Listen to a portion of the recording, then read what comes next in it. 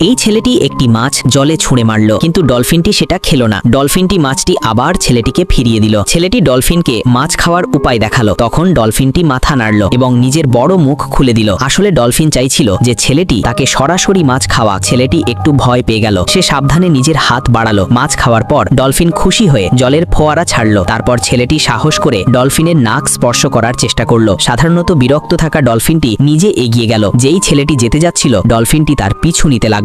হঠাৎই সে নিজের পেট দেখালো। যখন ছেলেটি তাকে হাত নেড়ে বিদায় জানালো, তো ডলফিনটিও নিজের পাখার মতো ফিন তুলে জবাব দিল। তারপর সে ছেলেটির মতো নাচতেও লাগলো। ঠিক এই সময় একজন প্রশিক্ষক এই দৃশ্যটি দেখলেন। তিনি ছেলেটিকে ডলফিনের প্রশিক্ষক হওয়ার সুযোগ দিলেন। ছেলেটির সঙ্গে ডলফিন আরো বেশি খুশি থাকতে লাগলো। দুজনে ভালো বন্ধু হয়ে গেল। একদিন মালিক ডলফিনের প্রশিক্ষণ দেখতে এলেন। ছেলেটি এবং ডলফিনের মধ্যেকার চমৎকার বোঝাপড়া দেখে মালিক খুব খুশি হলেন। তিনি একটি শো আয়োজন করার সিদ্ধান্ত নিলেন। কিন্তু শো এর দিন বাচ্চারা ক্রমাগত কাঁচের ওপর টুকটুক করছিল। ডলফিন জোরে শব্দে ভয় পেয়ে গেল। খুব কষ্টে তাকে ডাকা হলো। ডলফিন একটি ভয় পাওয়া স্বরে আবেদন জানালো যেন ছেলেটিকে শো বন্ধ করার জন্য মিনতি করছিল। কিন্তু ছেলেটি তবুও শো এর জন্য প্রস্তুত থাকলো। ডলফিন সম্মতিতে মাথা নাড়ল। যখন সে জলে গেল, তো বাচ্চারা আরো জোরে আওয়াজে কাঁচের উপর টুকটুক করতে লাগলো। রাগে এসে ডলফিনটি কাঁচের উপর জোরে ধাক্কা মারলো। ভিড় ভয় পেয়ে এদিক ওদিক পালাতে লাগলো। মালিক সহকারীকে তদন্ত করার জন্য পাঠালেন। তখন জানা গেল যে একটি স্ক্রু ঢিলা ছিল, কিন্তু সেটা ঠিক করার পরিবর্তে মালিক একটি চালাক পরিকল্পনা বানালেন। রাতে ডলফিনটি ব্যথা ভরা শব্দ বের করলো। ছেলেটি টাওয়ারে চড়লো। জানা গেল যে ডলফিনটি তার পরিবারকে ডাকছিল। ছেলেটি এটা দেখে খুব আবেগপ্রবণ হয়ে গেল। তখনই জলের পুলে আগুনের ফুলকি বেরিয়ে আসতে লাগলো। ছেলেটি নিচে গেল